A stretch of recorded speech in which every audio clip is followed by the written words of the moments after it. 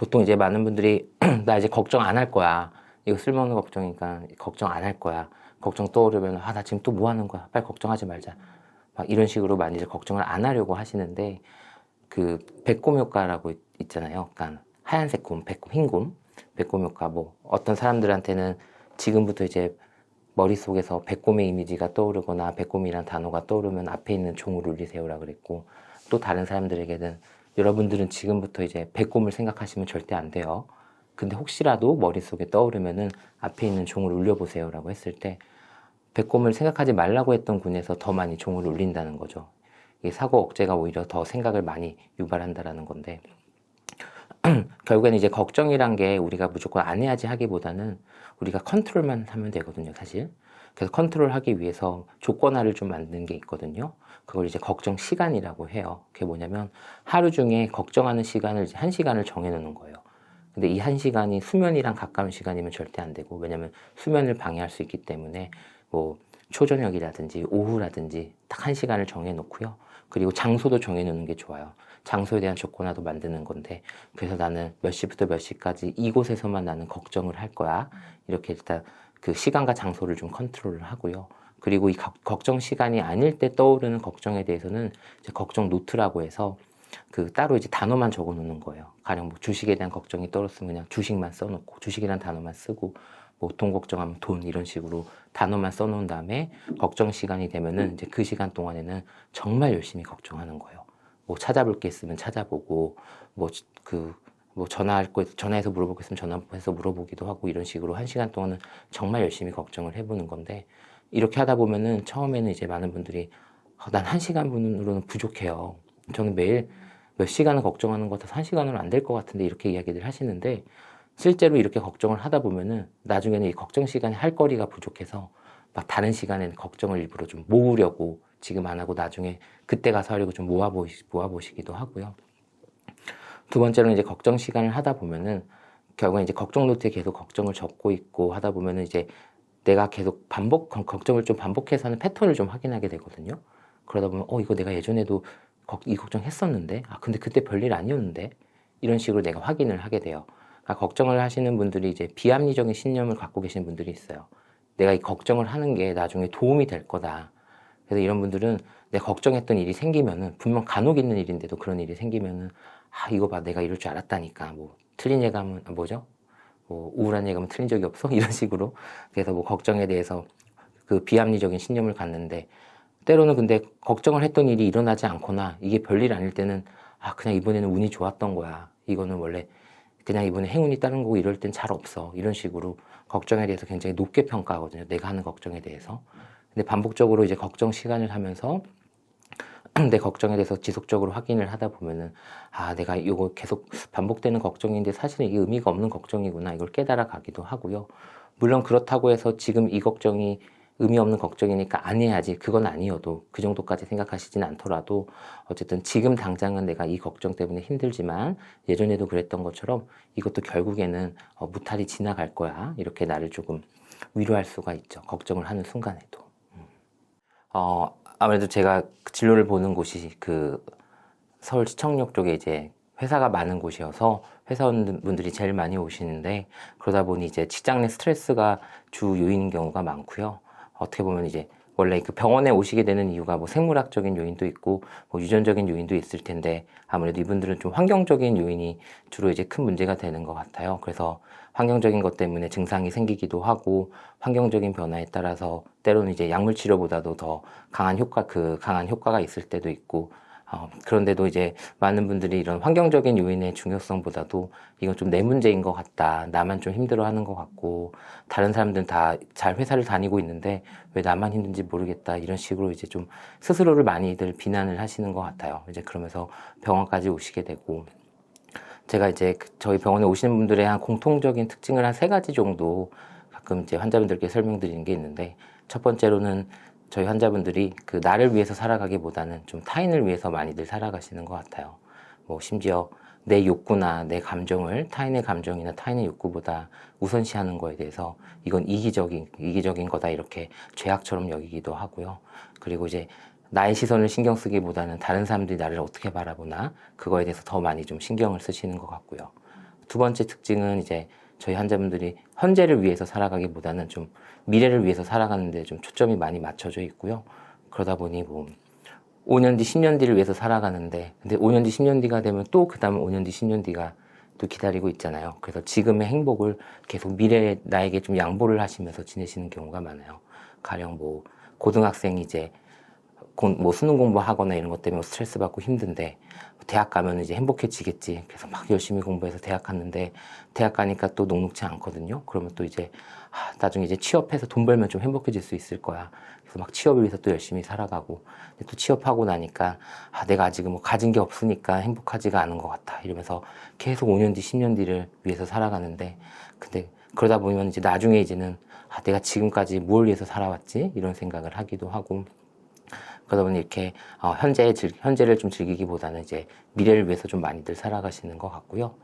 세 번째 특징은 이제 저희 환자분들이 좀 감정을 다루는 거에 익숙하시지가 않으세요. 감정보다는 좀 이성을 중요시하면서 살아오시다 보니까 그러니까 어떻게 보면은 우울이나 불안이나 자연스러운 감정인데도 이런 감정이 느껴지면 이걸 어떻게 다뤄야 할지 모르시고 좀 당황하시고 그러다 보니 이제 병원에까지 오시게 되고 뭐 그렇게 되시는 것 같습니다. 아무래도 이제 저희가 특성상 저희가 보는 증상이라고 하는 게 그러니까 일반적인 수준인지 아니면 증상인지 이게 구분이 조금 특히 일반인 분들한테 많이 아마 어려우실 거예요. 그래서 저희가 이제 진단을 내릴 때 보통 한 두 가지 기준을 꼭 살펴보는 게 있는데 첫 번째로는 이제 증상의 기간을 보거든요. 가령 뭐 우울증인 것 같다. 나는 우울하다라고 하시는데 근데 뭐 하루 이틀 우울하고 좀 나머지는 좀 괜찮게 지내고 있다.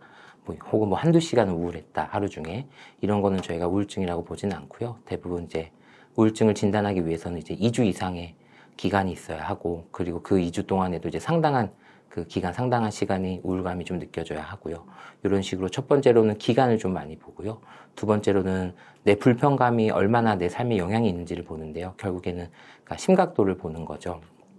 어떤 분은 뭐 내가 요새 막 슬퍼요. 그래서 막 울기도 하고 그런데 나는 일은 잘하고 뭐 친구 만나는 것도 문제 없고 친구들 만나면 또 재밌게 놀고 그리고 뭐 일상생활에까지는 문제는 없어요. 뭐 집안일 하거나 이런 건 문제 없어요. 하시는 분들은 저희가 아무리 뭐 슬프다고 하시더라도 증상이라고 평가하지는 않고요. 간혹 근데 오히려 뭐 내가 막 슬픈 것 같은데 좀 무기력한 것 같은데 뚜렷하게는 그거 내 감정이 뭔지는 잘 모르겠는데 근데 일도 잘 안 되고 집중도 안 되고 오늘도 뭐 반차 내고 그리고 막 친구들 만나도 재미도 없어서 이제 친구들 잘 안 만나게 되고 뭐 연락 와도 한참 있다가 답장하고 그리고 뭐 설거지 빨래도 귀찮아서 막 집안일 쌓여 있고 잠도 잘 못 잔다. 뭐 이런 식으로 이제 내 삶에 영향이 있는 분들, 뭐 직업적 기능, 뭐 사회적 기능, 일상생활의 기능, 이런 기능에 문제가 있는 경우에는 저희가 이제 증상이라고 많이 좀 의심을 하죠. 이렇게 이제 기간, 그리고 뭐 심각도, 뭐 기능의 장애, 이런 걸 가지고 저희가 좀 평가를 하고 있습니다.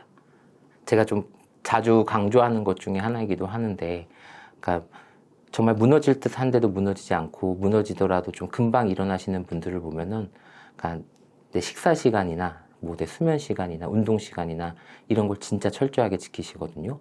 아무리 내가 바빠도 지금 혹은 내가 아무리 기분이 안 좋아도 나는 밥은 먹어야 돼. 밥 때 되면 밥은 먹어야 되고 뭐 잘 때 되면 나는 자야 돼. 이런 식으로 생각들을 하세요. 제가 예전에 어떤 영화를 보러 갔는데 그게 미국 영화였는데 다 되게 엄청 유명한 영화인데 저는 그 영화가 그렇게 긴지 몰랐어요. 근데 처음에 막 재밌게 보다가 이거 좀 끝날 때 된 것 같은데 왜 안 끝나지? 그때부터 이제 집중이 안 되더라고요. 보통 이제 우리 삶이 그렇거든요. 이렇게 때 되면은 밥 먹고, 때 되면 자고 일어나고, 무슨 요일에는 뭐 운동하고, 무슨 요일에는 뭐 취미생활하고, 이렇게 내 시간적인 이런 루틴의 삶이 좀 있어야 되는데, 근데 내가 오늘 좀 기분 안 좋다고 밥 거르고, 뭐 오늘 좀 더 늦게 자고 싶다고 잠 안 자고, 혹은 더 누워있고 싶다고 늦게 일어나고, 이러다 보면은 지금이 오전 몇 시인지, 뭐 오후인지, 지금이 무슨 요일인지, 뭐 3월인지 4월인지, 이제 시간 개념이 사라지거든요. 근데 시간 개념이 사라지면은 내가 느끼는 감정의 폭이 커져요. 내 삶이 불안정해지기 때문에. 근데 아무래도 우리의 이런 루틴이 무너지는 상황은 보통 좋은 일이 있는 상황은 아니잖아요.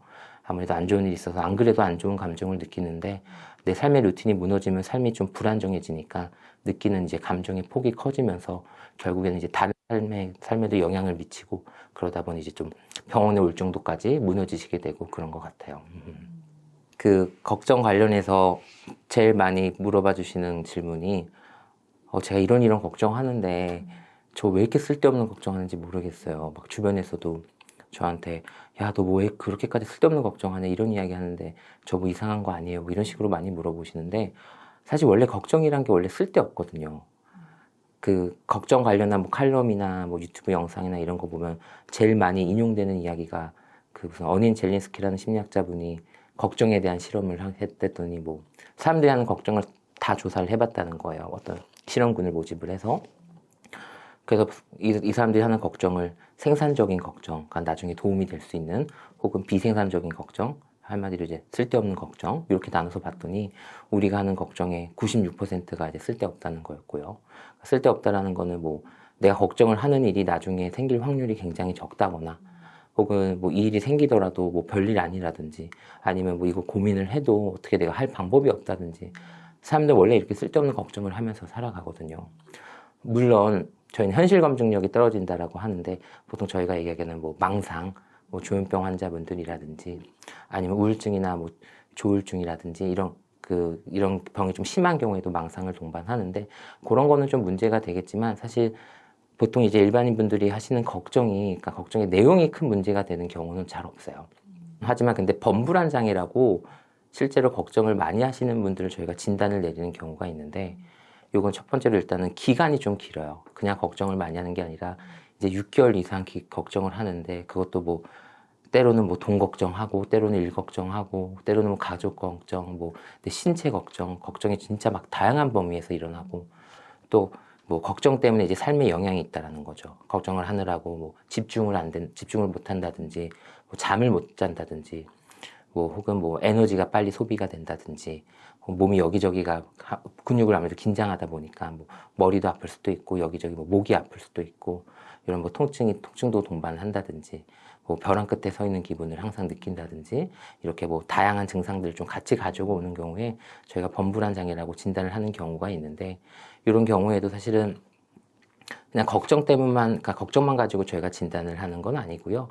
결국엔 걱정이 이제 컨트롤이 안 되는 게 문제거든요. 걱정이 컨트롤이 안 되면서 이제 내 삶의 다른 부분에도 좀 영향을 끼치면서 뭐 그렇게 이제 문제가 좀 계속 커질 때는 저희가 이제 진단을 내리기도 하죠.